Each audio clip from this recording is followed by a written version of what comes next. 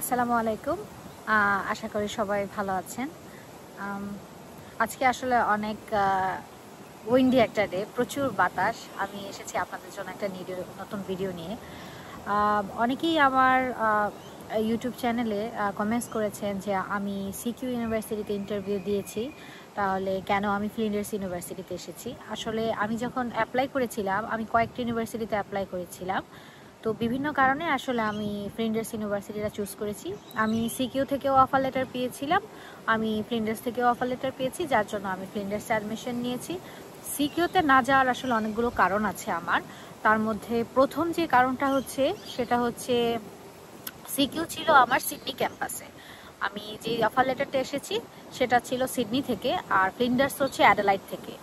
তো বসবাসের জায়গা হিসাবে অ্যাডেলাইড কিন্তু অনেক বেশি ভালো সিডনির তুলনায়। সিডনি ছিল সিটি, এ কারণে। তো আমি একদিন সিডনির যে সিকিউ ক্যাম্পাসটা আছে সেটার একটা রিভিউ ইউটিউবে দেখেছিলাম। তো এখানে অনেক বাংলাদেশি লোকজন আছে সিকিউ ইউনিভার্সিটিতে, তারা বিভিন্ন ভিডিও মেক করেছিল। আমার কাছে আসলে সিকিউ ইউনিভার্সিটির ক্যাম্পাসটা খুব একটা ভালো লাগেনি। আমার কাছে মনে হয়েছে যে এই ক্যাম্পাসটা বাংলাদেশের যে প্রাইভেট ইউনিভার্সিটিগুলো ব্যবসা কেন্দ্রিক, আমার কাছে তেমনই মনে হয়েছে। এবং বিভিন্ন বাঙালি স্টুডেন্টদের রিভিউতে দেখেছি ইউনিভার্সিটির প্রত্যেকটা ফ্লোরে ফ্লোরে কম বেশি প্রচুর বাঙালি স্টুডেন্ট সিকিউ ইউনিভার্সিটিতে পড়ালেখা করে। তো এই জিনিসটা আমাকে একটু ডিমোটিভেটেড করেছে সিকিউ ইউনিভার্সিটিতে যাওয়ার জন্য। কারণ আমি আসলে এমন একটা এনভায়রনমেন্ট চাচ্ছিলাম যে আমি যেহেতু অস্ট্রেলিয়াতে আসছি, আমার জন্য অস্ট্রেলিয়ান এনভায়রনমেন্টে অ্যাডাপ্ট করা অনেক বেশি জরুরি। আমি যদি সেই বাংলাদেশের লোকজনের সাথেই পড়াশোনা করি, বাংলায় কথা বলি, সবকিছু বাংলাদেশি কালচারেই আমার হয়ে যায়, তাহলে কিন্তু আমি এখান থেকে নতুন কিছু শিখছি না। তো এটা একটা বিগ পয়েন্ট ছিল, এটা একটা মেজর পয়েন্ট ছিল, যার কারণে আমি অ্যাডেলাইড চুজ করেছি, ফ্লিন্ডার্স ইউনিভার্সিটি চুজ করেছি। আর ফ্লিন্ডার্স ইউনিভার্সিটির ক্যাম্পাস ইউটিউবে বিশাল বড় ক্যাম্পাস। এটা আসলে আমার পক্ষে, আমি স্টুডেন্ট, আমি এখনও পুরো ক্যাম্পাসটা ভিজিট করতে পারিনি, এটা এত বড় একটা ক্যাম্পাস। যাই হোক, এটা একটা কারণ। আর একটা কারণ ছিল হচ্ছে সিকিউ ইউনিভার্সিটি সিটিতে আর অ্যাডেলাইড হচ্ছে রিজিওনালে। আমি প্রথমেই বলেছি, তো রিজিওনালে হওয়ার কারণে এখানে আমার একটা এক্সট্রা বেনিফিট আছে। যেমন সিকিউ ইউনিভার্সিটিতে আমি পড়াশোনা শেষে যখন পিআরের উদ্দেশ্যে যদি আমি ভবিষ্যতে আগাই, সেখানে আমি কিন্তু কোনো এক্সট্রা বেনিফিট পাচ্ছি না। আই মিন রিজিওনালে পড়াশোনার ক্ষেত্রে একটা পিআরের জন্য যে এক্সট্রা 5 মার্ক থাকে, আমি সিকিউ ইউনিভার্সিটি বা সিডনির কোনো ইউনিভার্সিটি থেকে আমি পাবো না, সিডনির কোনো ইউনিভার্সিটি থেকেই আমি সেটা পাবো না। কিন্তু আমি যদি রিজিওনালে পড়াশোনা করি, তাহলে আমি যখন নমিনেশন করব, নমিনেশনের জন্য আগাবো পিআরের জন্য, তখন আমি একটা এক্সট্রা 5 মার্ক পাবো। এই মার্কটা আসলে অনেক বেশি প্রয়োজন। আর এখানে আসলে পিআরের জন্য এত বেশি কম্পিটিশন, সো এই সময়টাতে আমি মনে করি একটু বেশি মার্ক সবারই দরকার। তো এই মার্কটার জন্য আমি এখানে এসেছি।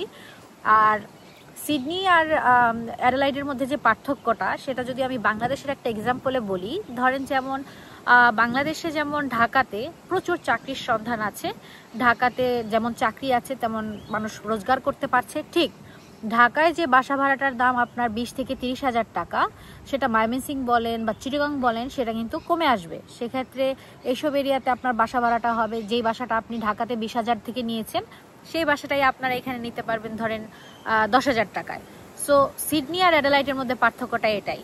অনেকে বলে যে অ্যাডেলাইডে আসলে কাজ নেই, আমার কাছে মনে হয় না বিষয়টা আসলে এরকম। অ্যাডেলাইডে কাজের সন্ধান অনেক আছে, এখানে আপনাকে একটু পরিশ্রম করে কাজটা খুঁজে নিতে হবে। কাজ কিভাবে খুঁজবেন সেটা নিয়ে আমি আরেকটা ভিডিও ইনশাআল্লাহ তৈরি করব। আমি এই মুহূর্তে কাজ করছি, আলহামদুলিল্লাহ আমার হাজব্যান্ডও কাজ করছে, আমরা দুজনেই কাজ করছি। এখানে আসলে মেন্টালিটির একটা ব্যাপার আছে। আপনি যদি মনে করেন আপনি বাংলাদেশে আপনি একটা টপ ক্লাসেস জব করেছেন এবং আপনি এখানে এসে সিডনিতে এসে সেই টপ ক্লাসেস জবে থেকে শুরু করতে পারবেন, তাহলে এটা আপনার একটা ভুল ধারণা। এখানে আসলে সব কিছু আপনাকে শুরু থেকে শুরু করতে হবে। তো এটা একটা ব্যাপার আছে। তো আলহামদুলিল্লাহ এখানে জবও আছে, জবের জন্য আপনাকে খুঁজতে হবে, খুঁজে নিতে হবে, এটাই।